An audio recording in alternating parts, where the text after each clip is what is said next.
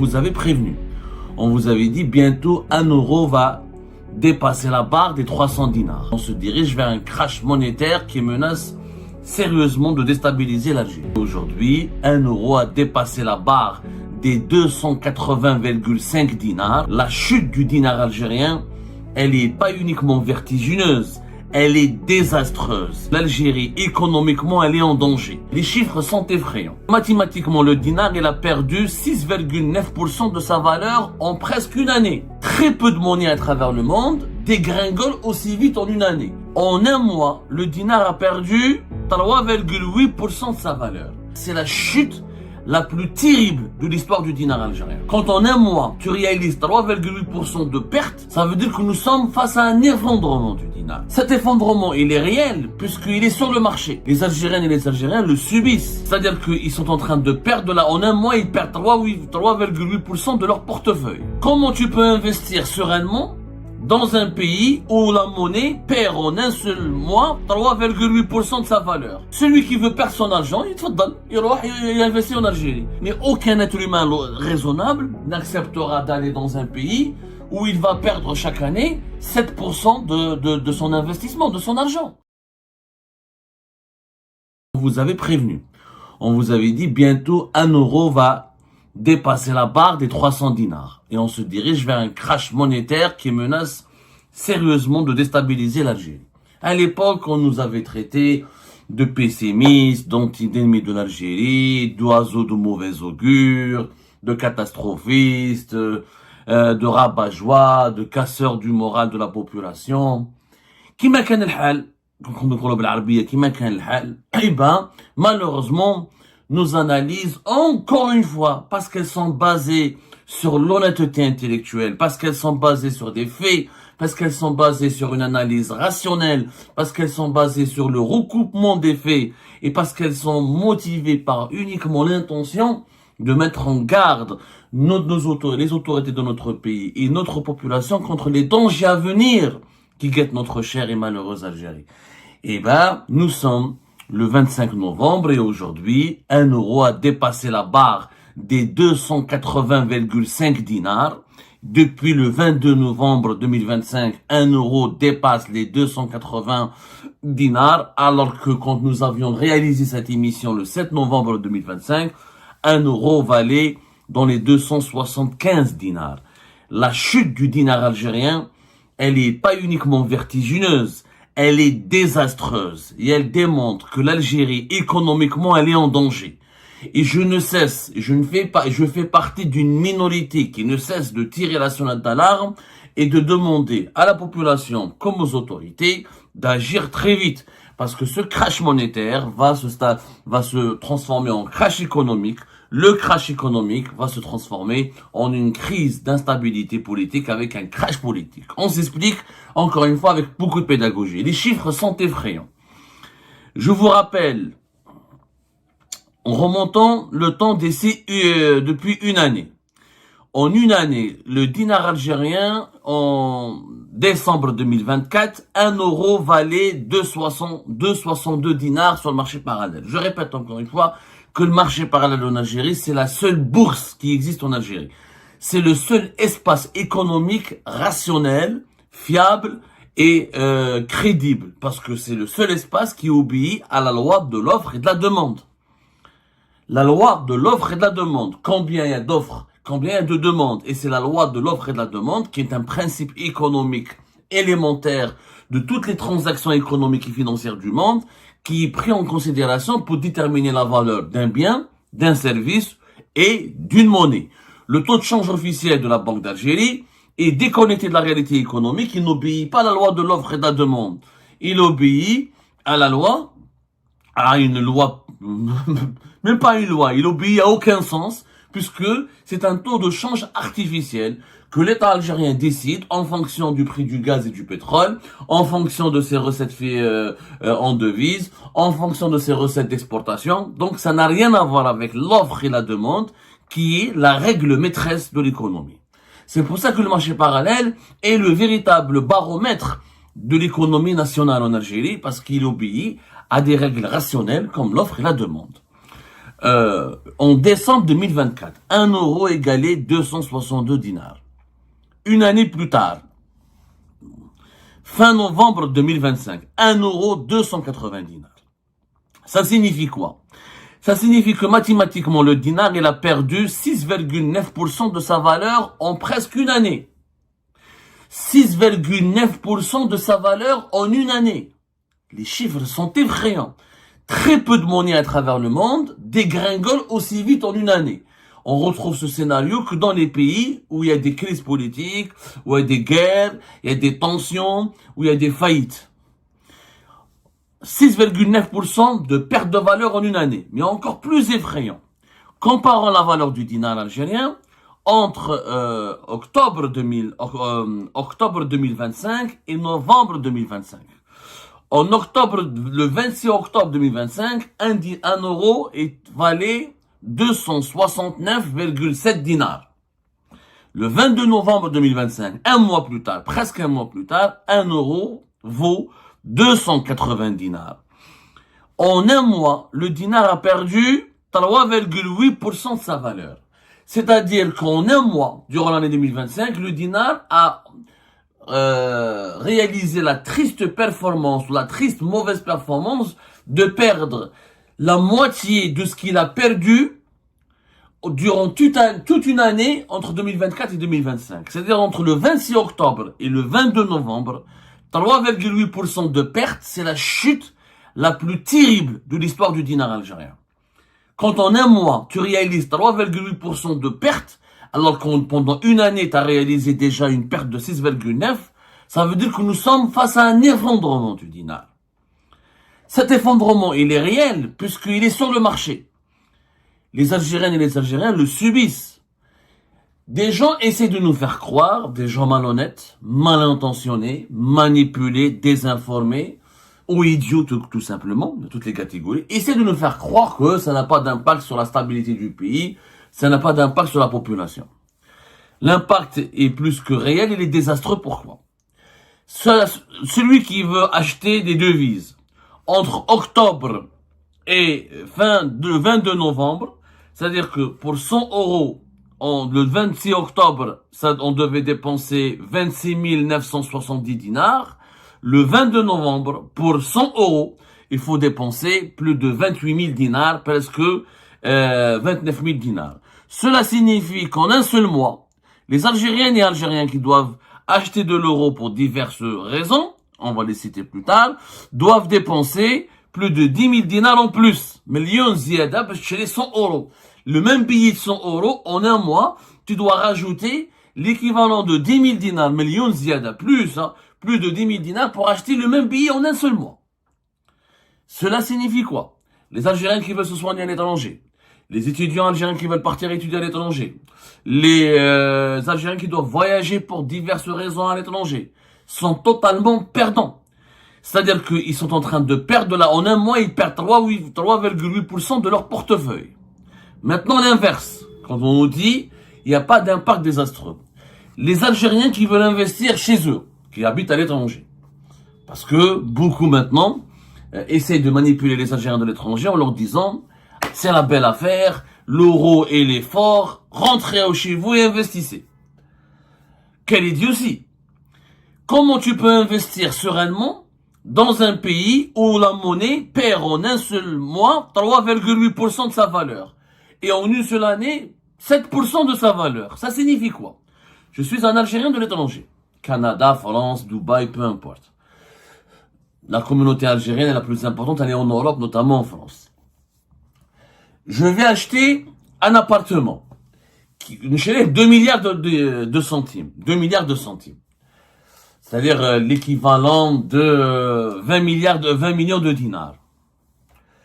Et je me frotte les mains, je dis grâce à l'euro qui est fort, les 2 milliards de centimes ne vont pas coûter beaucoup cher. Sauf que, si je réfléchis bien, mon appartement que je vais acheter 2 milliards de centimes, si je l'ai acheté en octobre, et si je l'ai acheté si quelqu'un à ma place achète le même appartement depuis le 22 novembre 2025, il sera 3,8% moins cher. Ça veut dire que la valeur de l'appartement que j'ai acheté, elle est en train de s'effondrer. Donc si demain, je veux revendre cet appartement, ou là je veux le louer en dinars, parce que quand on investit en Algérie, on investit en dinars, on n'investit pas en euros.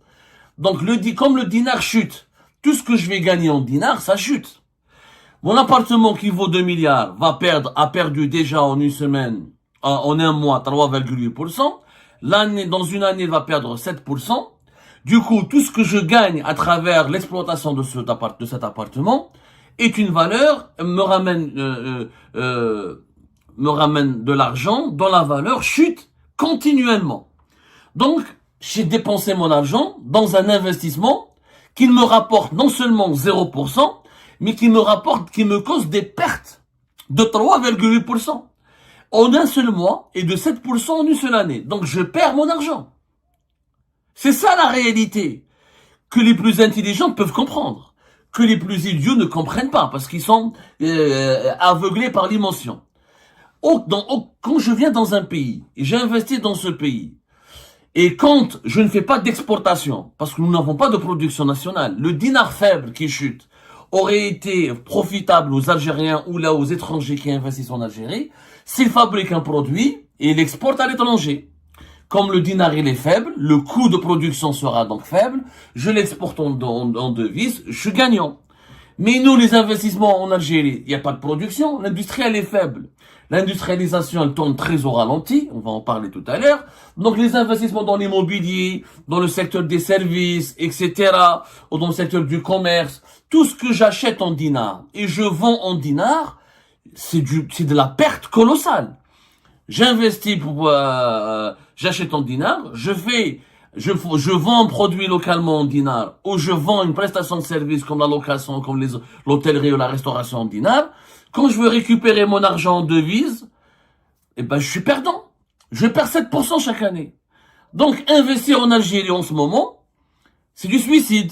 Celui qui veut perdre son argent, il investit en Algérie. Mais aucun être humain raisonnable n'acceptera d'aller dans un pays où il va perdre chaque année 7% de son investissement, de son argent. Quand la valeur d'une monnaie locale s'effondre, tout ce qui est vendu, tout ce qui est facturé, tout ce qui est traité et tout ce qui transite par cette monnaie, il perd de sa valeur. Donc, il n'y a pas de confiance. Donc, ça veut dire que investir en Algérie aujourd'hui, c'est tout simplement du suicide sur le plan financier et sur le plan économique. Ça aurait été intéressant si le pays était en train de s'industrialiser. Or, cette dépréciation, c'est pas une dévaluation, c'est pas l'État qui a décidé de dévaluer le dinar. C'est une dépréciation, c'est la monnaie qui a perdu, il y a une crise de confiance. Pourquoi le dinar est en train de chuter? Parce que justement, les Algériens et Algériens, qui ont de l'argent en Algérie, et on l'a dit, ça fait plusieurs mois que j'essaie de l'expliquer et de le crier sur tous les toits, à cause d'une politique répressive, de persécution, à cause d'une liberté d'entreprendre qui est en train de disparaître en Algérie. Regardez comment la coïncidence et la correspondance entre l'effondrement de la valeur du dinar avec certaines nouvelles mesures catastrophiques adoptées par le régime Tebboune. Aujourd'hui, les domiciliations bancaires sont refusées par les banques, faute d'argent. Comme les banques ont on appelle ça un plafond, un seuil de dépenses en devises qu'elles ne doivent pas dépasser, même quand les entrepreneurs algériens ont le visa pour importer des matières premières ou pour importer des machines de production et lancer un investissement dans leur pays, la majorité des banques leur refusent depuis 3 ou 4 semaines, leur refusent les domiciliations bancaires. Il n'y a pas de devise. Donc tu es entrepreneur, tu as 20 milliards de centimes, tu veux faire un projet industriel, il te faut une machine. La machine n'est pas fabriquée en Algérie. Dans la majorité des cas, il faut ramener la machine depuis l'étranger. Même s'il y a des machines fabriquées localement, il te faut toujours des composants, des outils de production, tu dois ramener de l'étranger. Même quand il y a la machine, elle est présente en Algérie, il te faut une matière première. C'est pas possible de trouver la matière première et la machine en Algérie. C'est quasiment rare. Ça, c'est dans tous les pays du monde. C'est une règle universelle. Il n'y a pas un pays qui est indépendant, qui vit en autarcie, qui est autonome à 100% en matière d'industrie ou d'économie. Ou une matière première, ou un composant, ou une machine, ou un outil de production, est toujours quelque chose qui vient de l'étranger. Quand je pars à la banque, comme le dinar n'est pas une monnaie convertible, mais 20 milliards de centimes, je les mets dans un compte bancaire et je demande à une banque de domicilier mon argent chez elle et en échange, elle me finance mon opération d'importation en devise. C'est comme ça que ça se passe en Algérie. Crédit documentaire, lettre de crédit. Et ben la banque refuse depuis 3-4 semaines. Les entreprises algériennes qui ont même le PPI, qui ont le visa, c'est-à-dire que leur programme prévisionnel d'importation a été validé et visé par le ministère du Commerce extérieur et par un autre ministère de tutelle de leur domaine, que ce soit l'agroalimentaire, l'agriculture, les productions pharmaceutiques et pour l'industrie pharmaceutique pour les producteurs de médicaments. Donc même avec le visa de deux ministères, les banques rejettent leurs clients parce qu'ils n'ont plus de devises. Leur stock de devises c'est illimité, la Banque d'Algérie ne leur donne pas des devises et elle ne les autorise pas à dépasser un certain seuil pour contrôler les importations. Du coup, avec mon argent, je peux pas investir. Parce que je peux pas ramener ma machine depuis l'étranger, je peux pas ramener ma matière première, je peux pas ramener un logiciel depuis l'étranger, je peux pas faire un contrat avec un prestataire de services étranger ou un fournisseur étranger pour qu'il vienne m'installer une usine, former mes employés. Donc il n'y a pas d'investissement. Avec ces 20 milliards, je n'investis pas. Ok. Qu'est-ce que je fais? Je vais les mettre à la banque. La banque en Algérie, depuis 2023, elle me demande des justificatifs pour chaque placement en espèces de l'ordre de 3 millions de dinars. Or, comme nous sommes dans un pays où 90% de nos transactions sont en cash, comment tout justifie tout le cash qu'on a? Personne n'a les justificatifs réglo ou fiables ou valables à 100%. Mais les neiges, je les justifie. Ok. Quand je veux retirer mon argent, depuis 2 semaines, les banques algériennes ont imposé un plafond de retrait en cash. Il y a des banques, auparavant, on pouvait sortir jusqu'à 8 millions de dinars par jour. Maintenant, ce seuil, ce retrait en cash, il est plafonné à 3 millions de dinars pour certaines banques, et voire même à 2 millions de dinars. C'est-à-dire que tu peux pas sortir plus de 200 ou 300 millions de centimes en cash. Et encore, pour sortir ce cash qui t'appartient, c'est ton argent dans ton compte bancaire, hein, ça t'appartient. Tu dois remplir une demande une semaine auparavant et expliquer pourquoi tu veux retirer ton cash alors que c'est ton argent et attendre que la banque t'appelle le jour pour pouvoir sortir ton cash. J'ai pas mal de témoignages que j'ai recueillis et qui ont vécu cette mésaventure. Donc le système classe, le régime Tebboune, il a créé des mesures tellement drastique et draconienne, sans tenir compte des spécificités de l'Algérie. Tu me dis, certains me disent, surtout les Algériens de l'étranger, parce que les Algériens de l'étranger agissent dans un autre monde. Ils confondent la réalité française, européenne avec la réalité algérienne. Ah oui, mais c'est bien, c'est des mesures anti-cash. Ok mon gars, ok mon cher. Eh bien en Algérie, 90% des transactions sont en cash. Il y a que depuis 2025 où on peut pas acheter un appartement en cash, on peut pas acheter une voiture en cash. Mais tout le reste, c'est en cash. On fait nos courses en cash. On va à l'hôpital, dans les cliniques privées en cash. On est tout en cash. La numérisation de l'économie algérienne, elle est encore très faible. Il y a même pas 40, il y a à peine 44% de la population algérienne qui a accès à un compte bancaire. Donc la majorité, tout se fait en cash. Et les banques algériennes, il n'y a pas de banque. Le paiement en ligne est très peu développé, le paiement mobile est très peu développé. Donc c'est pas la faute à la population. Ça, c'est la faute aux autorités qui n'ont pas créé une dynamique pour numériser l'économie algérienne et pour la moderniser. Donc, comme tout est en cash, tu peux pas reprocher aux Algériennes et aux Algériens de vouloir récupérer leur argent en cash. Et là, tout est en cash.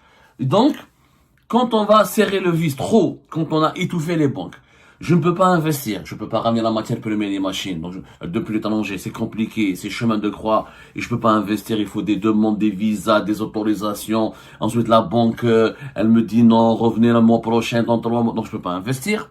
Je peux pas mettre mon argent dans toute sécurité dans la banque. Si je le retire, on me demande, on me limite, on me plafonne et on me fait chier. Donc, qu'est-ce que je fais? C'est quand j'ai de l'argent en Algérie. La seule solution qui me reste, c'est d'acheter des devises, de convertir mon dinar en euros pour protéger mon argent. Puisque le dinar que j'ai, je peux ni investir, ni le mettre en sécurité à la banque et faire de lui ce que je veux. Et le pays ne connaît pas de dynamique, il n'y a pas de croissance. Et comme il y a des incertitudes, parce que Tebboune, le régime Tebboune, chaque mois, il invente des mesures. Plafonner le retrait de cash à 2 millions de dinars, demander des justificatifs à partir de 3 millions de dinars. Tu peux pas acheter ça en cash, tu peux pas dépenser ça, pour importer, il faut une autorisation, un visa depuis le 9 juillet 2025. Ensuite, l'importation des services, elle est interdite depuis juillet. Ensuite, elle a été élargie et soumise à des critères et des conditions depuis août 2020. Chaque mois, il y a des mesures restrictives, il y a des mesures brutales. Or, l'économie n'aime pas la brutalité. Tebboune veut faire une économie socialiste, administrée. Tebboune, Aïch, comme il a 80 piges, comme il a 80 ans, il vit à l'époque de l'Union soviétique. Il pense qu'on peut administrer l'économie par la brutalité politique. Or, l'ennemi de l'économie, c'est la brutalité politique. Quand on est trop brutal en économie, on sape la confiance, on détruit la confiance des consommateurs et des investisseurs. Et quand les consommateurs et les investisseurs n'ont plus confiance, la monnaie d'un pays s'effondre. C'est une crise de confiance. Ce que nous vivons en ce moment en Algérie, une perte de la valeur du dinar de 3,8% en une semaine, une perte de la valeur du dinar de presque de 6,9, c'est-à-dire 7% en une année, c'est une crise de confiance, c'est l'effondrement de la confiance. Avec, bien sûr, c'est un problème psychologique, mais c'est un problème politique. Il y a une incertitude politique, il y a une incertitude économique, le pays n'est pas stable, il est géré de façon trop brutale, trop d'interdictions, trop de contrôle, trop de brutalité dans la gestion des affaires économiques.